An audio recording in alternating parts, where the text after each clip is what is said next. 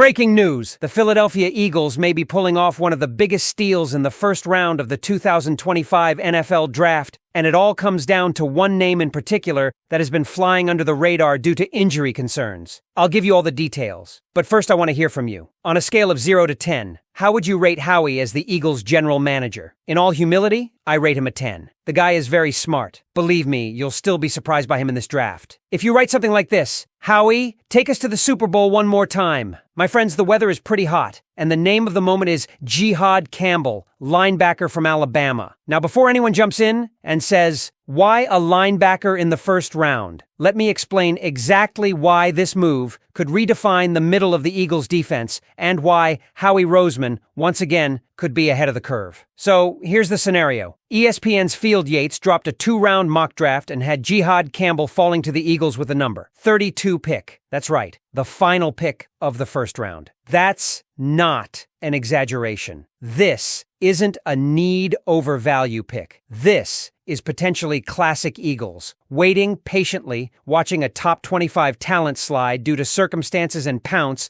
when the opportunity presents itself. Campbell recently underwent surgery on his left shoulder, which has cast some doubt on his short-term availability. That's the only reason he's within Philadelphia's reach. But don't let that injury fool you. When healthy, Campbell is a game changer. Let's talk production. Last year for Alabama, Campbell posted 117 total tackles. That's not a typo. Triple digits. He had 12 tackles for loss, 5 sacks, 20 total pressures, and even an interception. Add in 2 forced fumbles and 3 pass breakups, and you're looking at a complete linebacker. Physical, instinctive, and versatile. This guy isn't just a thumper. He can move in space, he can blitz, he can cover. The quarterback rating when he was targeted in coverage? 87.5. That's impressive for a linebacker at the collegiate level, especially in the SEC where the passing game is no joke. And we're not just talking numbers, we're talking traits. Campbell measured in at 6'2", 235 pounds. He didn't lift at the combine because of the shoulder,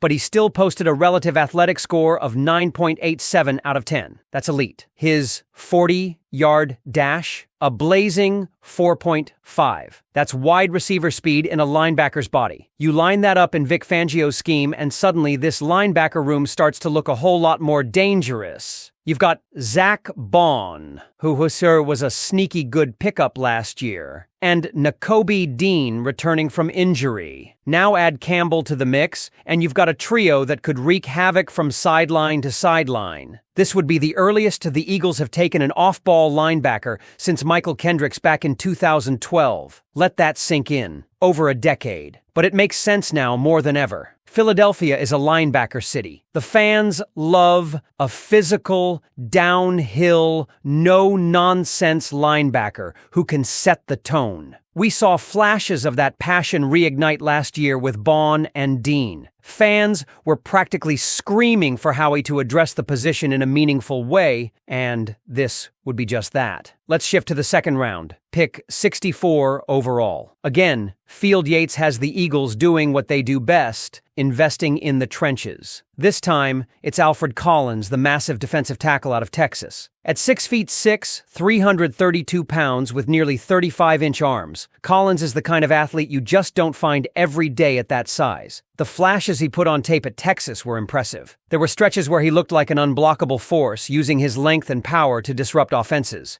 But consistency has been the knock. His numbers in 2024, 55 tackles, 6 tackles for loss, only 1 sack, 18 pressures. Don't jump off the screen, but it's the flashes, the potential. That's what the Eagles are betting on.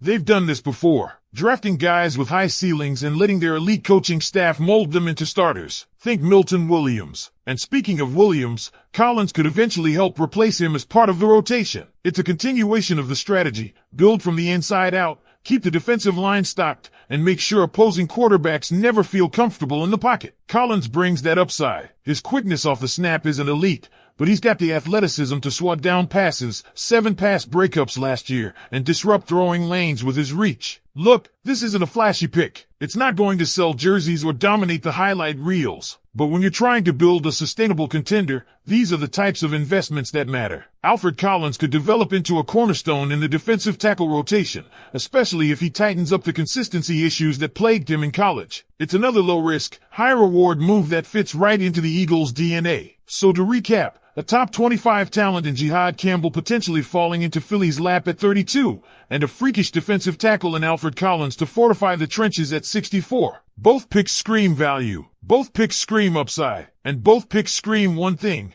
Howie Roseman isn't here to rebuild, he's here to reload. The linebacker core could finally be taking shape into a legitimate strength, and the defensive front continues to evolve into one of the deepest in the league. But now I want to hear from you. What do you think about this mock draft from Field Yates? Do you think Jihad Campbell is worth the first-round gamble? Do you buy into Alfred Collins as the next hidden gem on the D-line? Drop your thoughts down below in the comments and let's get that Eagles draft talk rolling. And let's not overlook the bigger picture here. These two selections, Jihad Campbell and Alfred Collins, tell us something deeper about the Eagles' draft strategy and organizational philosophy heading into 2025. It's not just about filling holes. It's about building a roster that's sustainable, physical, and flexible across multiple schemes. Vic Fangio coming in as defensive coordinator plays a major role in this, and you can already see his fingerprints on the types of players being targeted. Start with Campbell. This isn't your average linebacker. He's got instincts that can't be taught, and he's shown steady growth every year at Alabama. That says a lot considering the level of competition and coaching turnover he's experienced. From Nick Saban to Kalen DeBoer, Campbell adapted and thrived. He was asked to do a bit of everything: blitz, cover, stop the run, even quarterback the defense at times. That's exactly the type of versatility Vic Fangio covets in his second-level defenders. He wants players who aren't just scheme fit,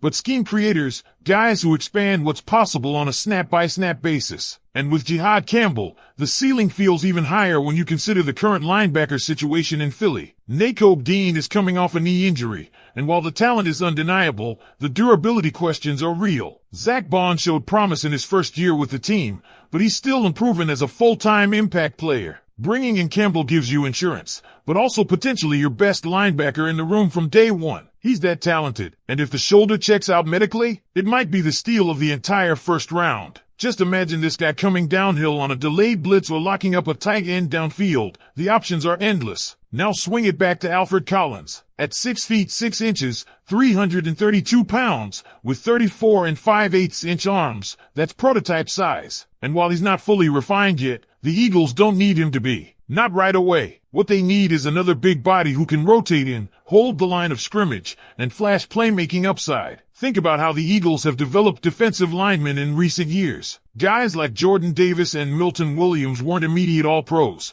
but they were brought along gradually, surrounded by veterans, and given time to grow into their roles. That's the environment Collins would be stepping into. What makes him so intriguing is that athletic profile. The sack production might not wow you, just one last year, but go back to the tape and watch how many times he affects the play without showing up in the box score.